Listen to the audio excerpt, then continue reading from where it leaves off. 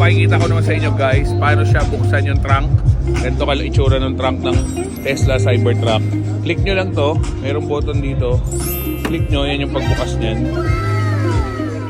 Automatic nakailaw na agad yung loob niya. Pwede mong i-off gamit ng button din na to. Yun, mamamatay. Pwede rin mag-on. At syempre pwede nyo buksan tong lid gamit to. Para siyang roll up guys. Angas, di ba? So, kasya motor guys, no? Siguro dalawang motor kasya. Actually, mas mahaba pa siya sa bed ng mga pickup truck na normal. Mas malapad siya. Yung taillight nito very minimalist lang. Yan, ganyan lang. Pero ganito yung liwanag ng ilaw niyan. Signal light, yan na rin ang brake light. Try natin sara uli guys. May camera na kaagad dito yan. May reverse light doon. Pero talagang pure stainless siya guys. Makikita nyo yan, oh. Hey, Ganyan that's siya. pretty good. Kasi stainless steel.